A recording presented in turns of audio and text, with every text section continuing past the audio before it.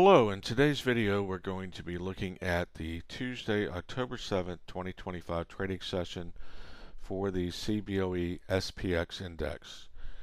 And we'll be looking at utilizing the day trading GPS SPX Daily Key Levels indicator, specifically the V2.0 version of the indicator that was released 2 weeks ago, to trade SPX 0DTE options. Okay, so some of you may already be familiar with how this indicator works, but for those of you who are not familiar with how this indicator works, at 9:30 a.m. Eastern New York time, when the CBOE SPX index opens up, you will get the key levels on your chart for the CBOE SPX index, starting with the most important level for the session, which is the SPX Bull Bear KPL, which stands for key price level. For today's session was 67.4665. What this level represents is the key bull bear pivot for this session, so it's bullish above this level and bearish below this level. This sets the tone and bias for the session. Your main levels above the bull bear KPL are your take profit levels for trades derived from and triggered from the bull bear KPL level. And your main levels below are your bearish take profit levels for bearish trades that are derived and triggered from the bull bear key price level. The main levels above the bull bear KPL set by default are R1 through R6, and the levels below are S1 through S6. It's best when starting the session to zoom in on, say, R3 through S3 or R2 through S2, and that will allow you to see a more granular view of the levels when starting off the session, as most of the time, 90-95% of the time, the focus will be on the bull bear key price level and trades taken from that in the opening moments of the session. You can also get the levels for the CBOE SPX index 30 minutes before the 9:30 open by utilizing this indicator on the second symbol that it works on, which is the SPX 500 8-cap 4x CFD symbol. So when you have a second chart open on that particular symbol, the SPX 500 8-cap, then at 9 a.m. Eastern New York time, 30 minutes before the CBOE SPX open, you will see the levels for the SPX 500 8-cap on its chart, and you will also see two tables on that chart. One will be for the SPX 500 levels, and a second chart, which will be this chart here, will be your second chart, which will show you today's CBOE SPX levels. And so you can get those early if you want to have a second chart open on that SPX 500 8-cap symbol 30 minutes before the CBOE SPX open. And then when the CBOE SPX opens at 9:30, then you will see the chart as you have now, with the same levels that were on that table at 9 a.m. on your CBOE SPX chart.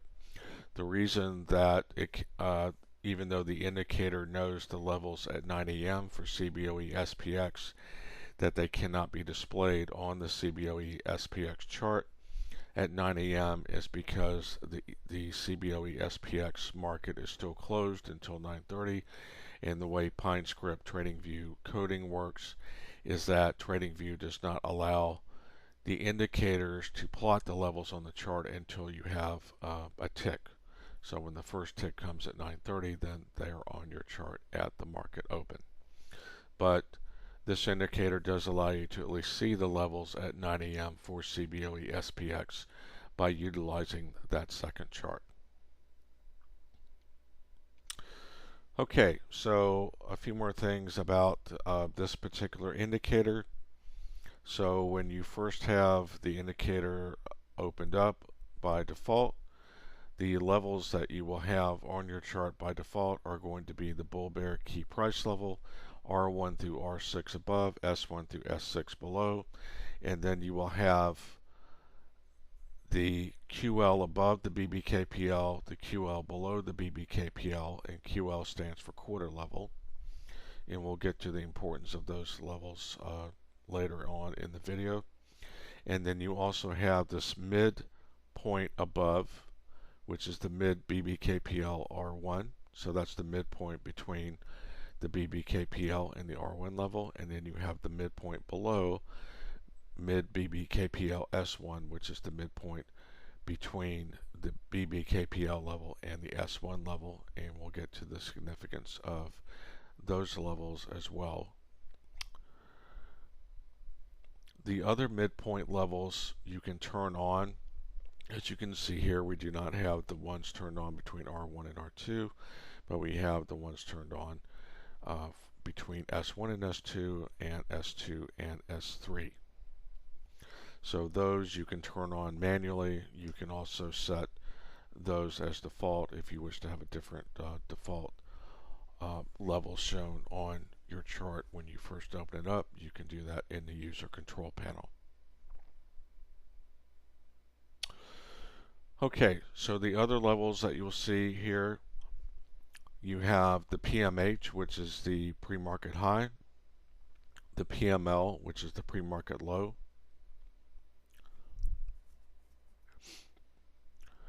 the YDH, which is the previous session's RTH session high, the YDL, which is the previous RTH session's low, and the YDC, which is the previous RTH session's close. These are also important key levels to have on your chart.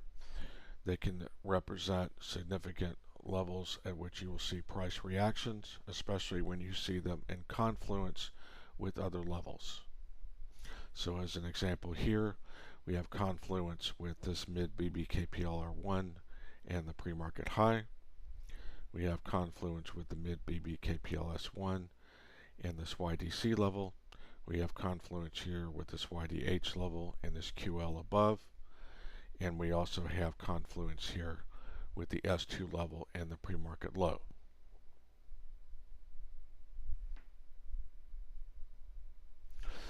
Okay, so how you can utilize this indicator is, like I said before, 90 to 95% of the sessions that you will see, the first trade opportunity that you will have will come off and be derived from the bull bear key price level of either a close above the bull bear key price level or a close below the bull bear key price level, with a close above the bull bear key price level being bullish and a close below being bearish. And what I mean by that is in particular the opening 9:30 candle. So as an example here in today's session, as you can see, price opened up slightly below the bull bear key price level, then crossed above it and closed above it. So if you want to take a trade off of this candle, then that is your trigger, your entry signal for a bullish trade triggered by and derived by the bull bear key price level. Keep in mind that there's no rule or obligation that says that you have to take this trade. It's just if you wish to take the opening trade, then that would be the trade in this instance, since we did have a cross above, close above the bull bear key price level.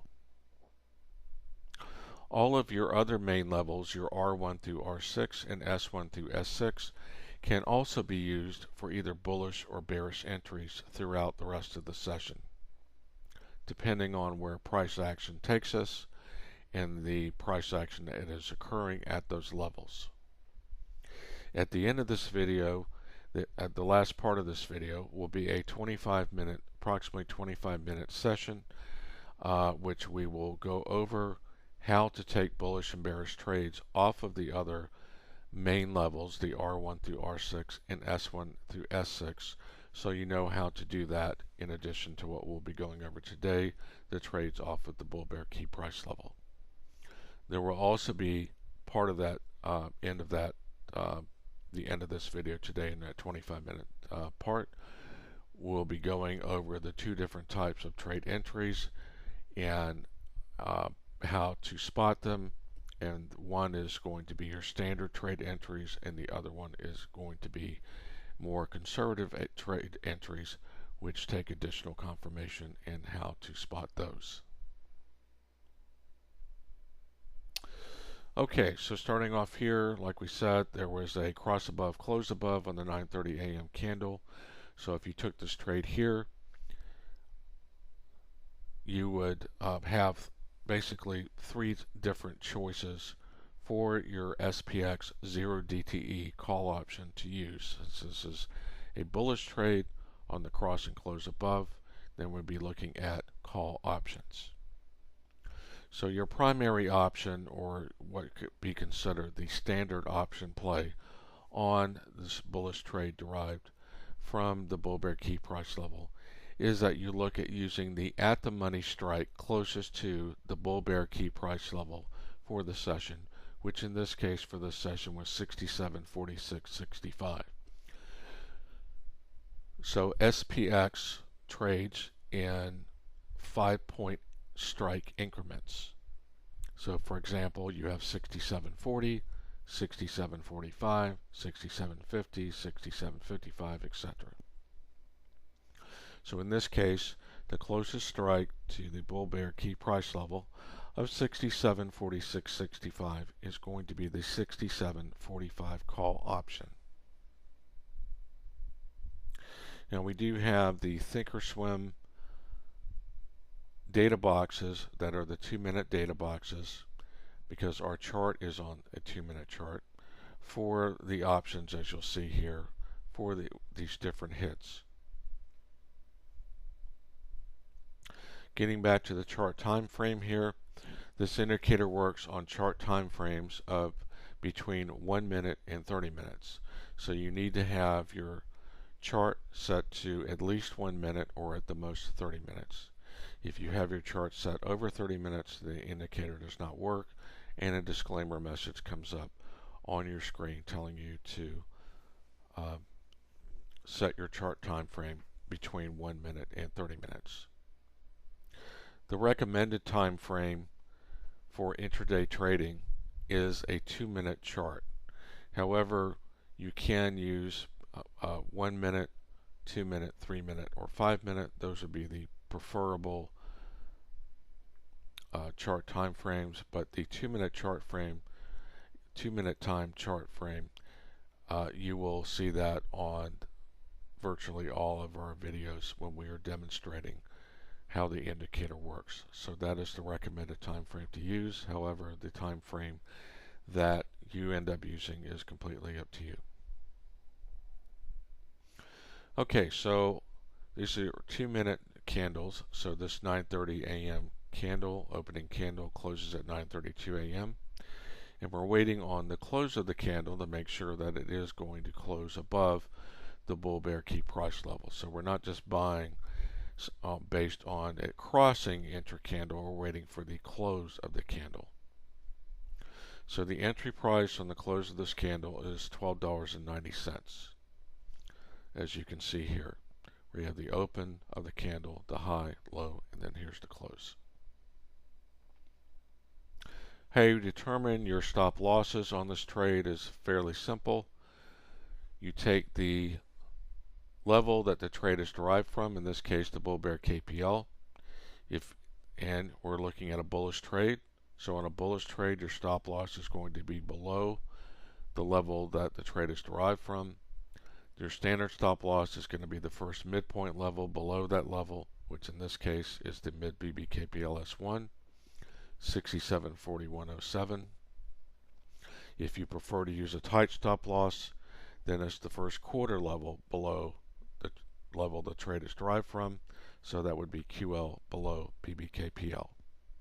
In this case, for this session, 67.4386. If this had instead been a bearish trade and this candle had instead moved and crossed below the bull bear key price level on the opening candle and closed below it, then we would instead be looking at a bearish trade, and then we would be looking for to take a put option instead of a call option, and then in that case you're on a bearish trade derived from the bull bear KPL. Your standard stop loss would be the first midpoint above the bull bear KPL, and your tight stop loss would be the first QL above the BBKPL.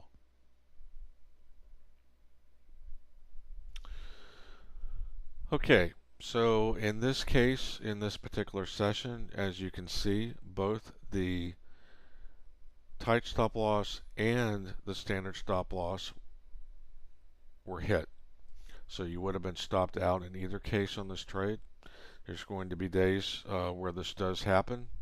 So there are going to be losing trades with this indicator, just like any other system, any other strategy. You know, you just have to keep in mind that losing trades are just part of the game, and they're just an expense that you have in the trading business. The key is to manage your risk effectively and have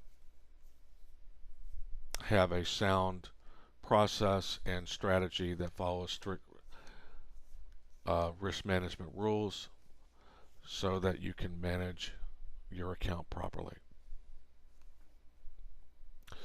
Okay, so we paid $12.90. For those of you that are not familiar with how options work, that price is $12.90. On options, you multiply that times 100, and that would be your cost for one SPX 0DTE option.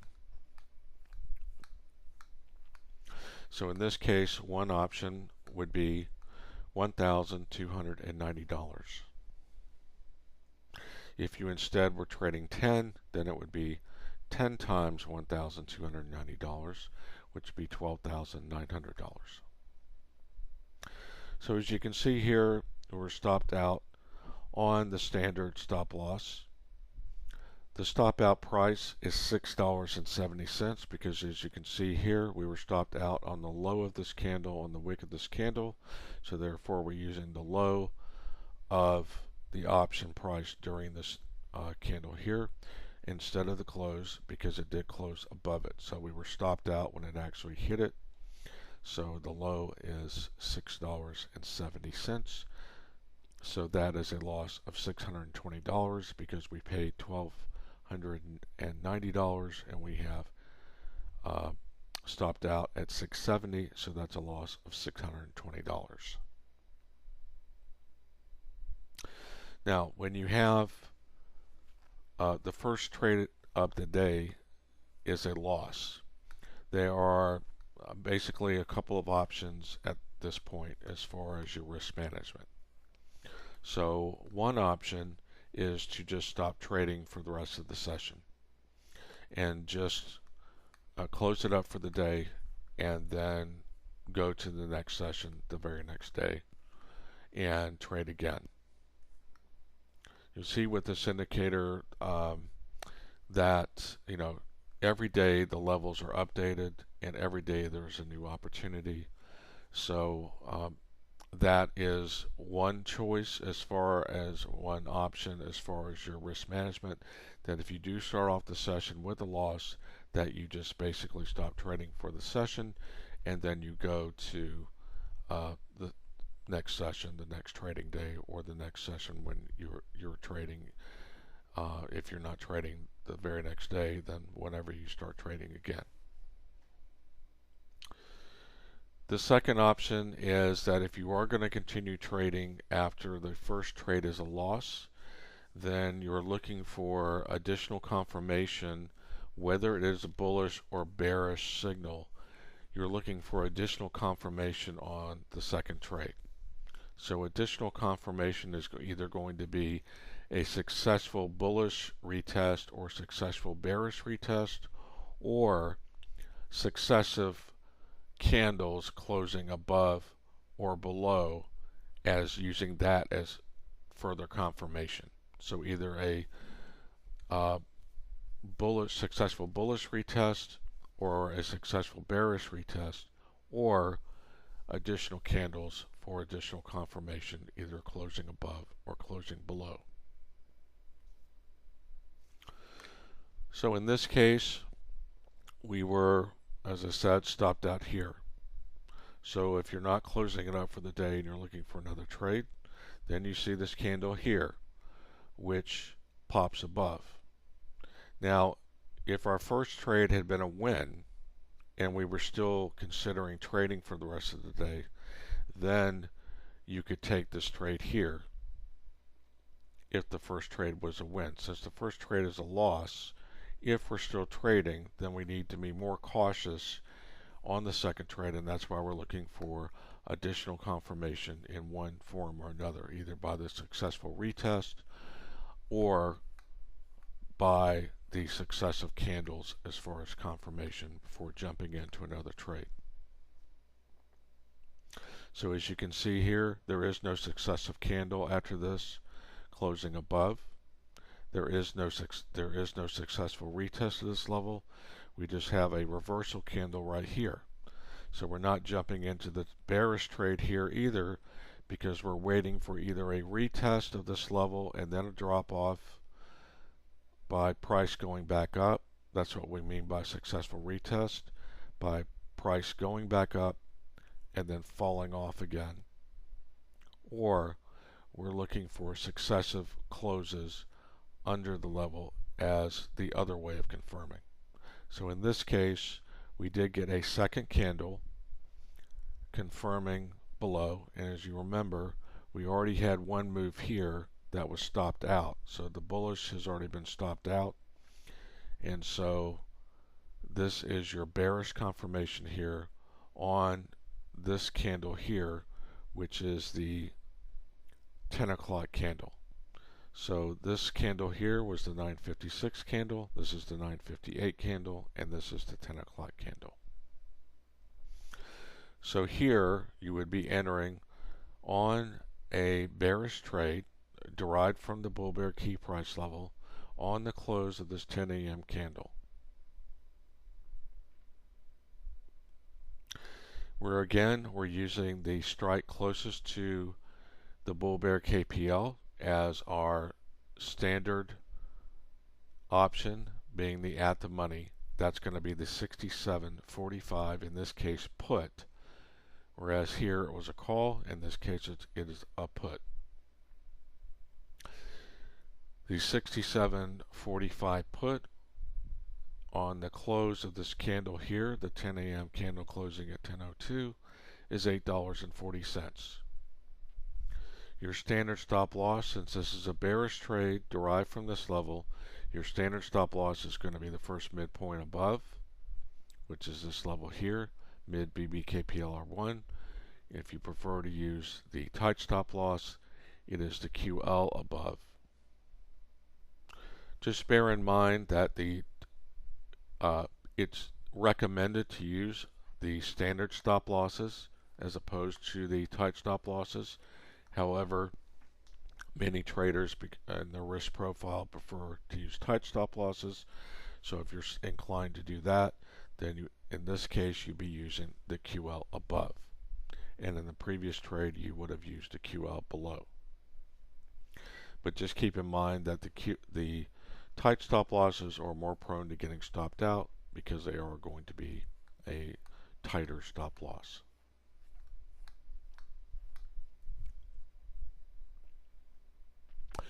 Okay, so as you can see here, we get follow through to the downside.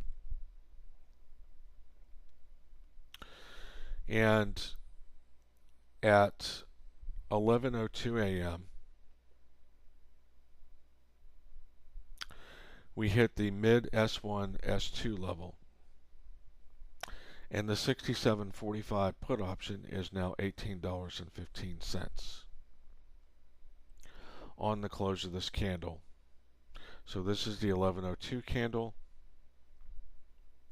This candle here came close to hitting this level.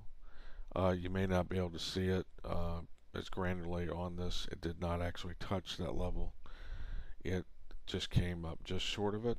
this candle actually touches it and follows through below it, and the option is now 18.15 on the close of this candle. So the profit on this 67.45 put is $975. Remember, we did have a loss earlier of $620. So now our net P&L on the day, outside of any commissions per contract, is $355 per contract. The S1, S2 level on this trade represents a 1.5 level move. As you may have seen in our other videos, it is recommended that your minimum target on a normal trade is going to be a 1.5 level minimum move in order to either A, close out 100% of your contracts, B, adjust your stop loss to break even, or use break even plus a 10 to 15% buffer. So in that case, what that would mean is moving your stop loss numerically to at least 840, or adding a 10 to 15% buffer, profit buffer above that, which would mean adding 10% to this, which is 85 cents approximately, or 15%, which would be approximately $1.25, $1.30. So let's say it was $1.30, that would be you'd be moving your stop loss to 970 if you were using, say, the full 15% buffer. So down here it's at 18.15. You'd be moving your stop loss to either break even $88.40, or adding a 15% buffer of, like we talked about, and it would be approximately 970, 975. That would be if you're not closing out 100% and you're just adjusting your stop loss because you are wanting to see how far low it may go. And then if you did that instead of closing out 100%, then you were waiting for it to hit other levels, and then you would adjust your stop loss again based on the same sort of relationship that you'd had before. So if it is at here, let's say, for example, you had done the full 15% add to the break even, and you were at 970. Well, that's approximately what, $8.50 away from where it was there. So when it hits 23.40 here, then you could adjust it, say, to say $15 or $16, and that's keeping you approximately $8 away again. However, as you may have seen in our other videos, even though the 1.5 level move is the minimum target, the ideal target as far as 100% closeout is going to be a 2 level move. So how you derive the 1.5 level and 2 level move is you simply take where the trade was derived from, the BBKPL.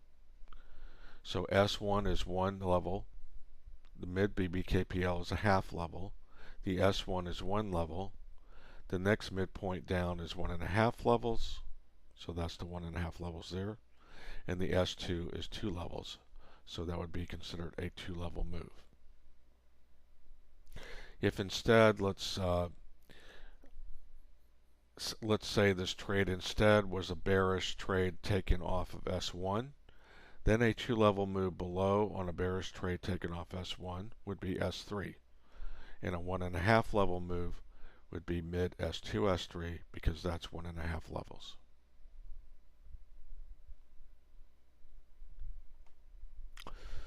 Okay, so when it hits S2 here, it also takes out the PML level, and this is a pretty forceful candle close below it. So taking out both the pre-market low and the S2 level typically is going to mean it's not through. It's typically, if it's going to take out and start closing below the PML level, it's generally seeking something, especially when it's closing right through it. Typically in most sessions that means that it's not through in that direction. So it's going to go a little further, which in this case for this session, that is exactly what happened.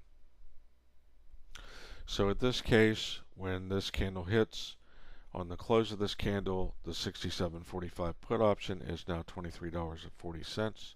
On the close of this candle, the profit on the put is now $1,500 because we have 23.40 here and 8.40 here. The difference is 15 times 100. That's $1,500 per put option. So since we had a loss here of $620 to begin with, our net P&L on the day is now $880 per contract, and that of course does not include any commissions that you may be paying. So you know, different people have different commission structures with different brokers. Some people are not paying commissions with certain brokers, and some people are. So just keep in mind that these do not include any commissions or other fees that your broker may be charging you to get into and get out of a trade. Okay, another thing I want to mention here is that we've been speaking mainly in terms of if you're trading one option. However, there are a lot of people that like to trade multiple contracts, be it 3, 4, 5, or 10, or even 20 lots. And so if you're trading multiple contracts, then another alternative to just closing out is 100% or adjusting your stop loss on all of your contracts at either one of these 1.5 level or 2 level points, is you instead at either the 1.5 level or 2 level move point sell and close out 70 to 90% of your multiple contracts, then adjust the stop loss on the remaining runners. So the adjustment you would do on your stop loss on the remaining runners would be the same as we already went over. The only difference in this particular case is that if you're trading multiple options, you would be closing out 100% of your options either on the 1.5 level or 2 level move, and then you are adjusting your stop loss on the remaining runners, and then you're further adjusting it as it keeps going in your favor on those remaining runners till it gets to the target level below where you feel you have enough profit to close out the rest of the runners. So for example, if you did that here, and then when it hit this level here, you could decide, do you want to further adjust your stop loss, or do you want to wait to see if it gets down to the next level below? Okay, so if you do have runners, and just going over that again, let's say for example you had 5 contracts, selling 4 of the 5 is 80%, that's within that 70 to 90% range, and then you're leaving 1 runner. If you had 10, then that 70 to 90% would be selling either 7, 8, or 9 of them and leaving the remaining as runners. Okay, so as you can see here at 11:08, it does go down and hit the mid S2, S3 level. Now this put option is $33.80 in the close of the candle. The profit on the put on any runner left is now $2,540 because that is $33.80 minus the $840 cost.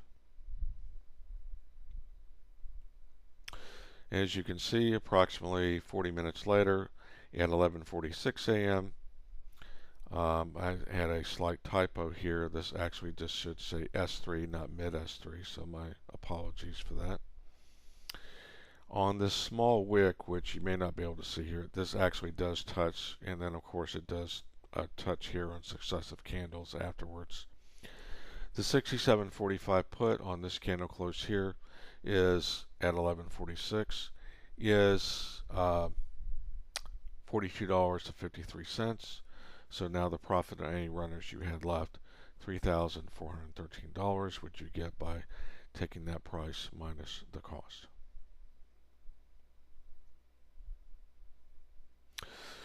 One more thing which I want to go over is for scalpers. So for you scalpers who are not looking to get the 1.5 level to 2 level moves or more, how you determine your exit with this indicator on just scalping is that you are getting out 100% on a 1 level move. So where's the 1 level move? It's the level that was derived from here. We have a bearish play, so it's going to be 1 level below. So 1 level below is the S1 level, and so here on this candle here is where you would have gotten out on your scalp.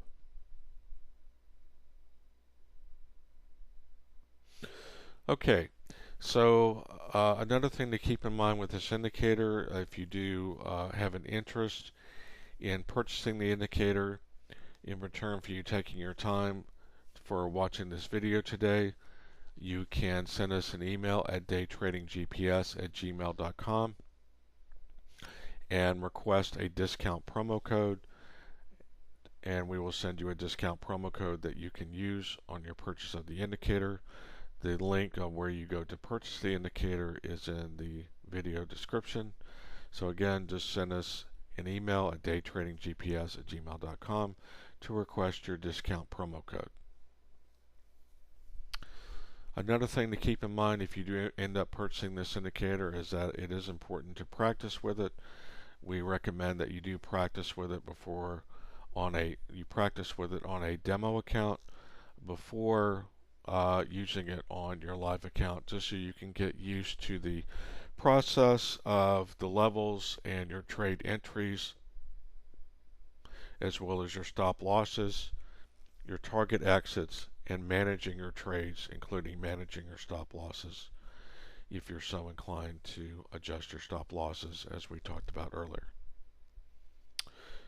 Okay, so at this point we're going to go into the last 25-minute part of the session that I talked about earlier, and so this part of the video will be approximately 25 minutes long. This was pre-recorded a few weeks ago for this purpose, and what we'll be going over in this section following this is going to be taking bullish and bearish trades in the later part of the session off of any of the R1 through R6 levels or S1 through S6 levels, as well as going over the two different types of trade entries, your standard trade entries, as well as your more conservative trade entries, which takes further confirmation. Okay, so now we will start the last part of the video, and we thank you for watching today's session video. Hello, in this video we're going to go over how to take trades off of the other main R and S levels. So this would be taking trades off other levels besides the bull bear key price level. So the main R and S levels are your R1 through R6 and S1 through S6. So if we zoom out here, we'll have R1 through R6, S1 through S6. The levels that show up as default on startup with this indicator are the PMH, PML, YDH, YDL, and YDC. So that's the pre-market SPX pre-market high, SPX pre-market low, SPX previous day RTH session high, SPX previous day RTH session low, and SPX previous day RTH session close. So the previous days are YDH, YDL, and YDC. So that's yesterday's high, yesterday's low, yesterday's close. PMH and PML are the current session's pre-market high and pre-market low. So pre-market high, pre-market low, YDH, YDC, and we move down. Here's the low from the previous RTH session. Also in startup, you will have R1 through R6, the bull bear key price level, and S1 through S6. You will also have QL above BBKPL, QL below BBKPL, the first midpoint above the BBKPL, and the first midpoint level below the BBKPL. And this is because in 95% of the sessions or so, your trades at the beginning of the session, if you decide to take trades at the beginning of the session, are primarily going to be based on price action at the bull-bear key price level. However, there is no rule or obligation to take trades off the BBKPL. It is there for the session bias, to give you a bullish or bearish bias for the session, as well as the trades that you can take at the beginning of, like I said before, 90-95% or so of most sessions that you will see. However, you can just wait until price action bears out further on in the session and take trades off of the main R levels or S levels.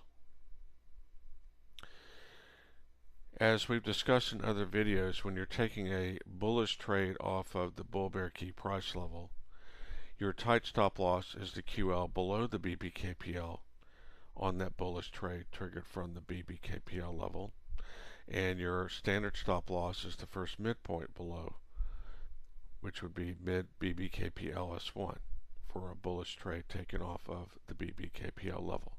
Conversely, on a bearish trade taken from the BBKPL level, your tight stop loss is the QL above the BBKPL, and your standard stop loss for a bearish trade taken off of this BBKPL level is the first midpoint above the BBKPL, which is mid BBKPL R1.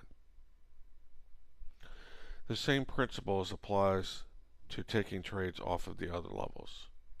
So if you're going to be taking trades off the other levels, then you simply need to turn on the quarter levels if you're going to be considering taking tight stop losses, or the midpoint levels for standard stop losses. So for example, if we're looking to possibly take bullish or bearish trades off of R1 or R2 or S1 or S2, then we would simply turn on the QL levels above and below those levels, as well as the midpoint levels. So you simply go into the user control panel, and first we'll turn on the midpoint levels. So we'll enable mid R1 R2, mid R2 R3, mid S1 S2, and mid S2 S3. And let's say we're also considering tight stop losses. Then enable QL below R1 and above S1, below R2 and above R2, and then the same thing for the S levels. Above S1, below S1, above S2, and below S2. Now you can leave it this way if every day that you want to consider taking trades off of this level. Just know if you reset the settings,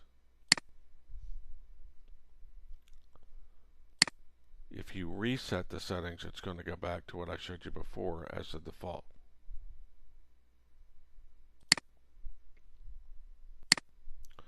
So for example,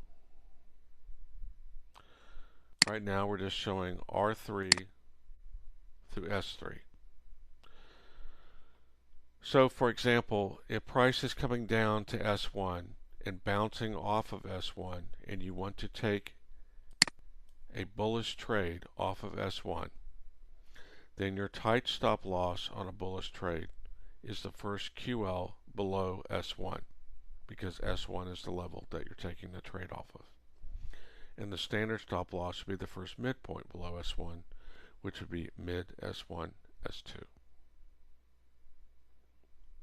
So instead of a bounce off of here, if price came below here, then went back up and crossed above and closed above S1, and you wanted to take a bullish trade off of S1, it would be the same thing.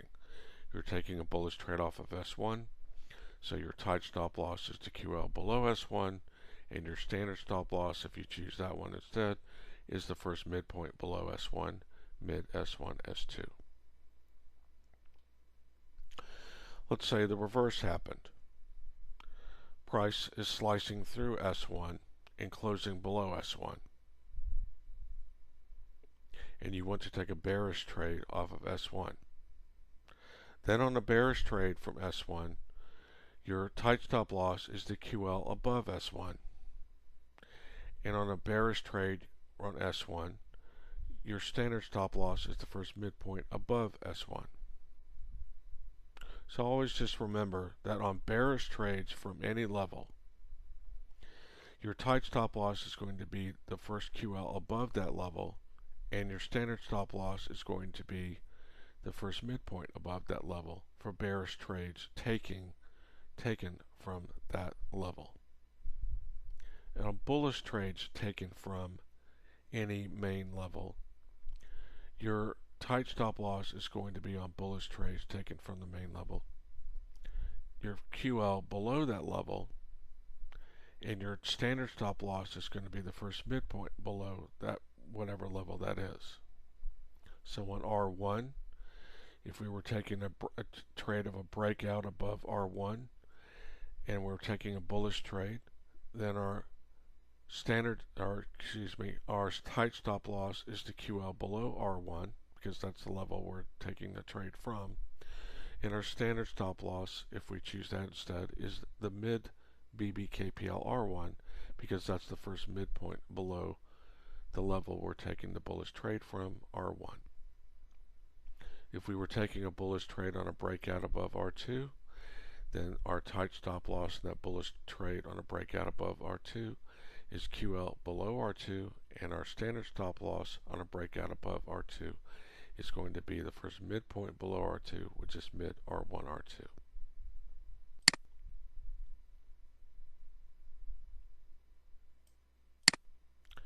Now, in the reverse, let's say that price goes up to R2, now it starts closing below R2, and we're looking for a bearish trade off R2 to move down below to these levels below. On a bearish trade from R2, then our tight stop loss is the first QL above R2. If we choose instead to use a standard stop loss for our bearish trade taken off R2, then the standard stop loss is the first midpoint above R2, which is mid R2, R3. Same thing if we're taking a bearish trade off of R1.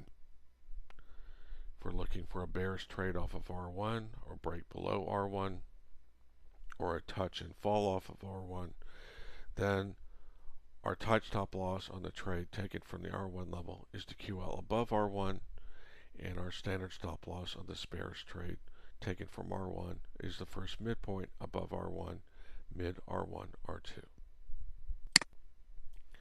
Same thing applies to the S levels on bearish trades. If you're taking a bearish trade based on price action coming down, closing below S1, then your tight stop loss in that bearish trade taken from the S1 level is QL above S1, and your standard stop loss is the midpoint level, the first midpoint level above S1, which is this mid BBKPL S1. On a break below S2, then a bearish trade taken from S2 is the tight stop loss for that.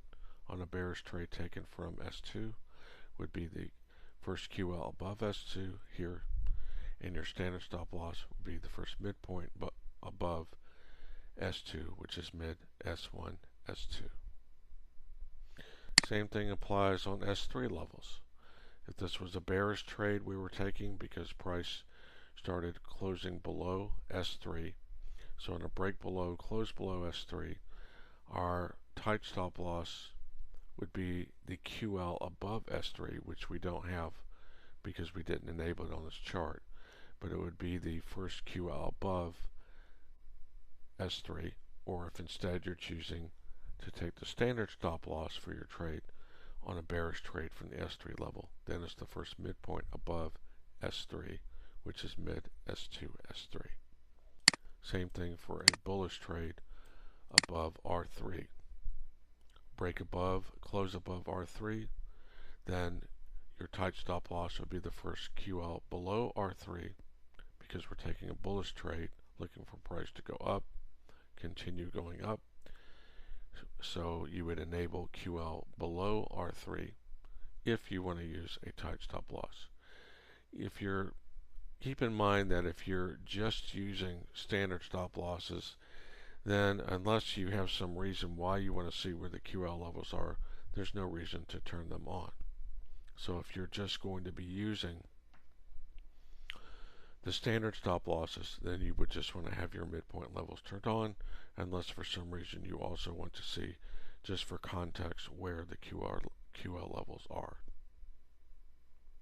So again, in summary, if you're taking a bullish trade off of either the bull bear key price level or any main level, whether it's an R level or an S level, if it's a bullish trade, then your tight stop loss, if you choose to use that, is the first QL level below the level that you're taking the trade from, and your standard stop loss is the first midpoint level below the level you're taking the trade from. The opposite is what is on bearish trades. On bearish trades, then if you use a tight stop loss, then it's the first QL level above the level you're taking the trade from. If you're taking a bearish trade and want to use a standard stop loss level, then your standard stop loss level is the first midpoint above the level that you're taking the trade from, the bearish trade from. Bearish trade from R1, standard stop loss is mid R1, R2. Bearish trade off of R2, looking to go down, your standard stop loss is mid R2, R3. Bearish trade from the BBKPL, your standard stop loss is the mid BBKPL R1, because that's the first midpoint above it.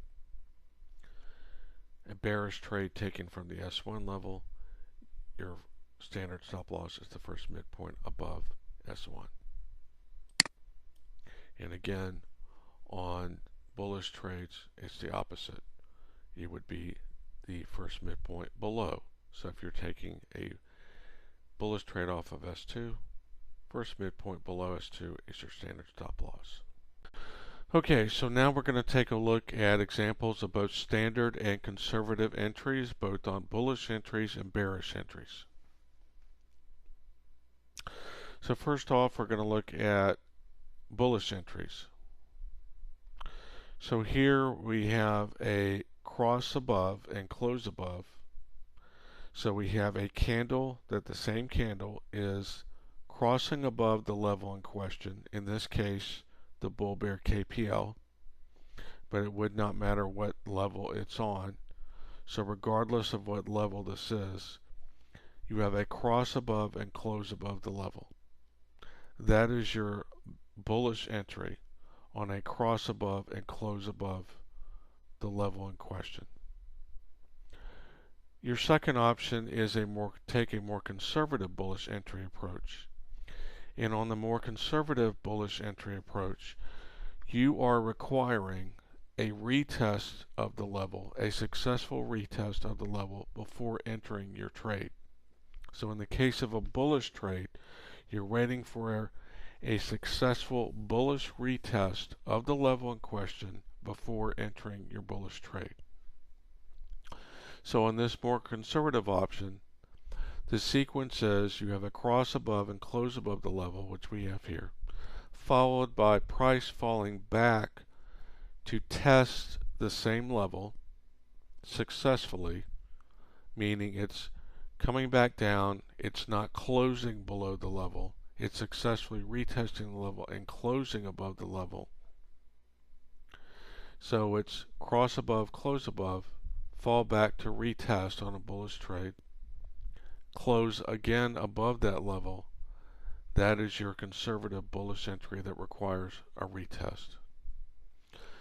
Just keep in mind that if you are going to focus and use the more conservative bullish entry that requires a retest, that many times price, after initially crossing above and closing above, will just continue to keep closing above in successive candles, and there will be no retest. So just keep in mind that if you use the more conservative entry, there are going to be times where you are going to miss entries because there is not going to be a retest. In this case, there was a retest. So again, just to go over it again, the standard bullish entry is a cross above and close above the level in question, in this case the BBKPL. So you would enter on the close of this candle here.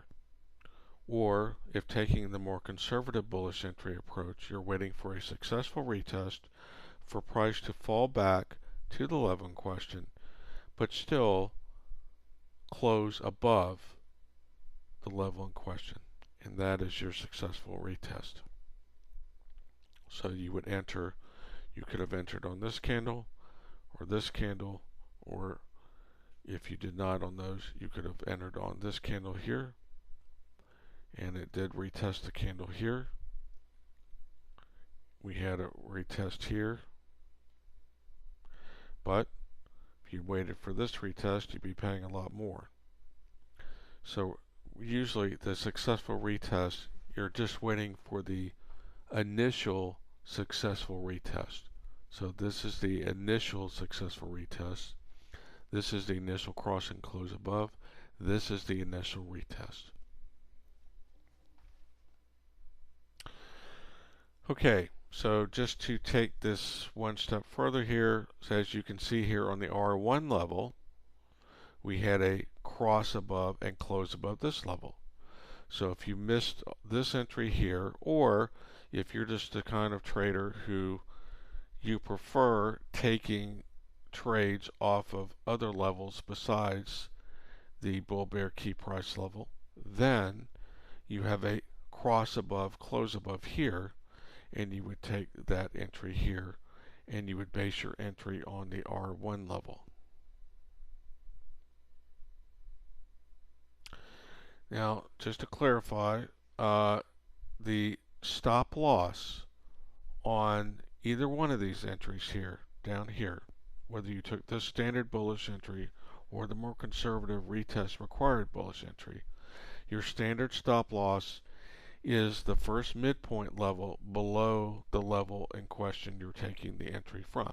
So in this case, on this sequence here, this is taken from the bull bear KPL, so your standard stop loss is the first midpoint level below the level in question, the bull bear KPL, so that is this level here. We don't happen to have the quarter levels on this particular chart, but if you instead wanted to use a tight stop loss level, then you would enable the QL below the bull bear key price level, and that would be your tight stop loss on this trade. And the QL is the midpoint between the midpoint and the main level. So on the new version, the 2.0 version, you have the auto plotting of the QL levels if you simply enable them. But here, as you can see, the tight stop loss would not have been hit either. But just keep in mind that on any entries, whether it's bullish entries or bearish entries, the tight stop loss is named a tight stop loss because it is tighter and there's more chance that it will be hit than the standard stop loss. So if you're going to use the tight stop loss, you're going to have less at risk because you're using the tighter stop loss. But conversely, the con side of that is that there's more chance of it getting hit. So you just have to be mindful of that. If you instead, like the second point we're getting at, if you waited to take an entry off of the R1 level on this cross and close above, then your standard stop loss on that trade is the first midpoint below the R1 level, which is this mid BBKPL R1. And if you instead took the tight stop loss, then it would be the QL below the R1 level, which would be the midpoint between this level and this level, which again, on the new V2.0 indicator, those auto plot as well, the QL levels. Okay, now we'll look at a bearish entry. Your standard bearish entry, you enter a bearish trade on a cross below and close below level. So here we have a cross below and close below the R2 level. So you would enter a bearish trade on this cross below and close below if you were looking to take a trade off of the R2 level and you were open to bearish trades off of that level. This would be your signal to take the bearish trade on a standard bearish entry. Your standard stop loss on this bearish entry is the first midpoint level above the level you're taking the bearish entry from. Since the bearish entry is from the R2 level, your standard stop loss is the first midpoint level above the mid R2, R3 level. And if you chose instead to use a tight stop loss level, then it would be the QL above R2, which in this case would be about right here. And again, on the new V2.0 indicator, it will auto plot that level for you if you go ahead and enable it. Now, looking at the more conservative bearish entry, it's just like the bullish one that we did, except in reverse. We're waiting for a successful retest of this level before entering the bearish trade. So in this sequence, it's basically the reverse of this sequence down here for the bullish entry. In this sequence, we have a cross below, close below candle. Then price rises back up to test the level in question and then closes below that level again. That's a successful retest of the level. So this is where you would enter on a successful retest. You could have also entered here.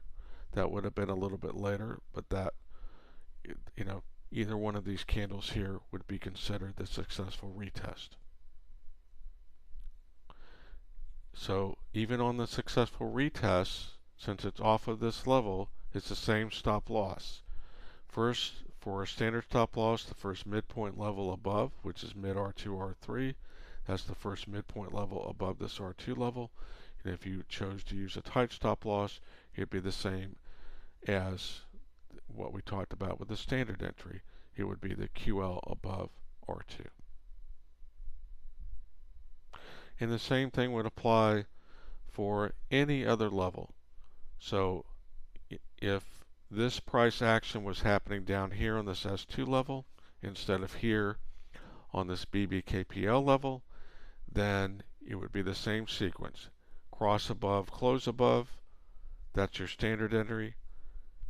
Cross above, close above, then retest and close back above, that's your conservative successful retest entry.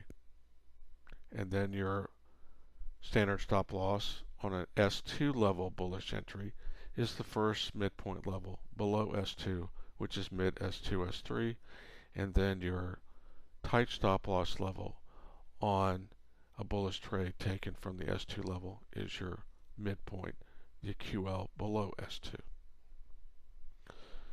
Okay, I hope this clarifies the entries and also taking entries from the different levels for you.